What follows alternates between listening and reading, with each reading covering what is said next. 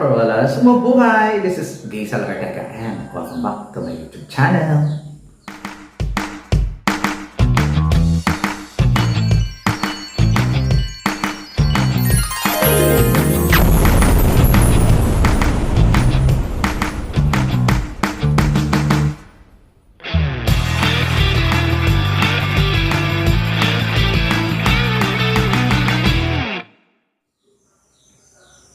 Hello! Kamusta kayong lahat? Good morning, good afternoon, good evening. Anong mga oras kayo nanonood sa akin ngayon? Maraming pong salamat. Sa mga bago ko dyan subscriber, returning viewers, thank you so much sa suporta. Sa mga hindi pa po dyan nakasubscribe, please subscribe my YouTube channel, Gaisal Arteca, Cruella in Pageantry, and click the notification bell para updated kayo when it comes na maglabas ako ng aking mga video. Hey! Ang pag-uusapan natin ngayon, guys, ang yung mga women of color na stand out sa Miss Universe 2024. Magbibigay ako ng aking top 5. Pero magbibigay ako ng hindi umabot ng top 5. Magbibigay ako ng mga pang Miss Universe nga ba sila? Or possible ba na kumuha ng winner dito sa Women of Color natin ng mga kabog ang eksena. Yung hindi pumasok sa akin, guys, sa top 5 is si Miss Somalia, si Khadija Omar. Si Khadija Omar na to ay aliit kasi siya, maganda siya, matalino, ang ganda ng advocacy, pero hindi siya nakaka-Miss Universe. Parang apakalayo, kumbaga different kind of edition to kung sakali siya ang kukunin ng Miss Universe. Mukhang hindi siya papasok doon sa sinasabing Miss Universe prototype. Ganon. Si Khadija ay from Hagadera refugee camp in Kenya. So, taga Kenya talaga to, refugee lang siya doon sa sa Somalia ng bonggang-bongga, o diba? And first ever hijabi or hijabi hijabi Miss Universe Somalia. At ngayon nakatira na siya sa Canada, di ba? From Kenya, naging refugee sa Somalia, din sa Canada na siya.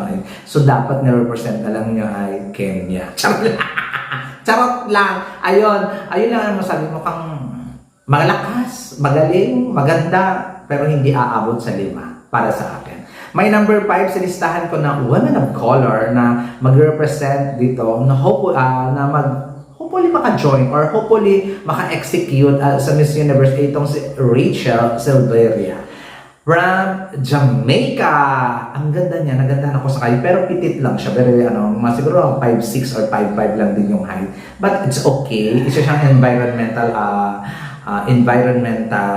advocate, a third year pharmacy student at the University of Technology. Ayun lang yung konting nasagap ko na informasyon about Miss Jamaica, and the rest is wala na. Kasi parang yung profile niya is masyadong tago ang kanyang pagkatao. Yun lang yung nakalagay sa profile niya. So far, so good naman yung kanyang eksena dito sa Miss Universe. Ang cute-cute niya, nakukutan ako sa kanya. But, I think, papasok naman siguro siya sa top 30 for sure sa Miss Jamaica. Next, number 4 sa aking listahan ng kabog na women of color ay Miss Nigeria, Chidima at Adichina. Ang hirap. 22 years old po to. LLB law student. Atleta siya. A champion of diversity, equity, and inclusivity. So, inclusion. Ayun. So, sa nakikita ko kay Nigeria, ang dami niyang isyong kinakaharap sa South Africa. Di na tayo makikisawsaw doon. Wala naman tayong alam at wala naman tayong karapatan na makisawsaw doon. So, ayun lang, yung run niya dito sa Miss Universe ay sapat lang.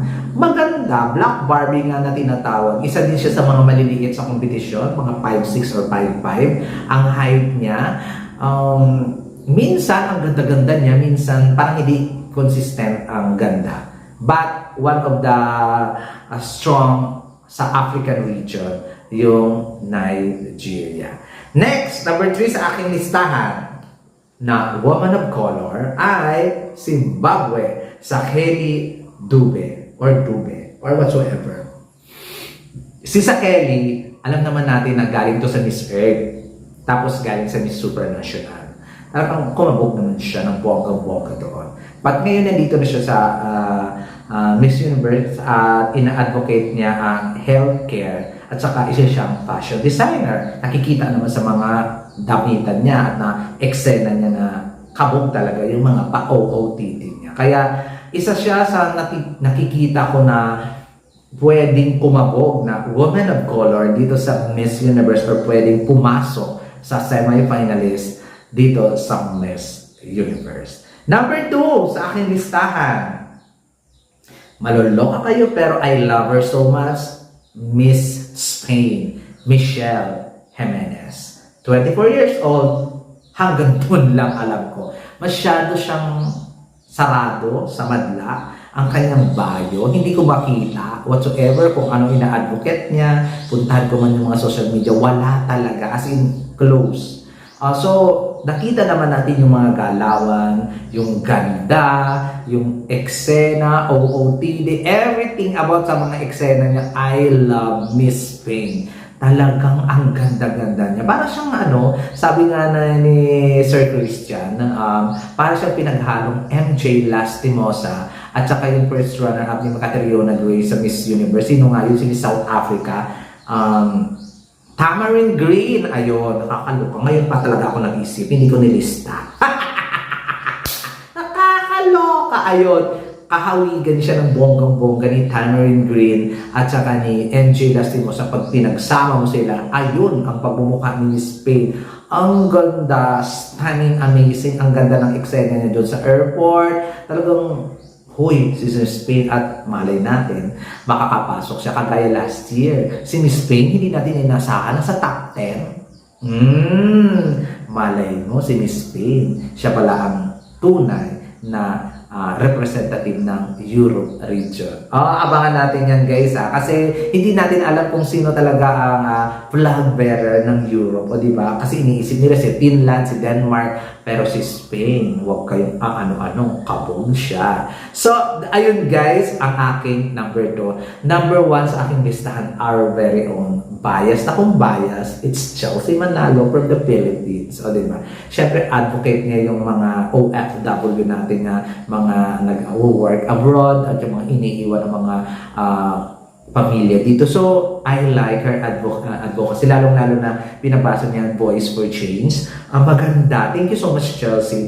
Siyempre, yung mga OFW natin, talaga mai-inspire talaga sila pag pinanood niya yung video. Talagang iiyak. Ay, hindi naman iiyak.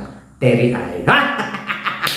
Ayun. At saka nakita naman natin when it comes naman sa galawan, hindi naman pahuhuli ang Philippines sa bonggang-bongga. At I'm sure papasok tayo sa banga ng bonggang-bongga dito sa Miss Universe 2024. Yun guys, ang aking top 5 women of color na mukhang mag-shine sa Miss Universe competition.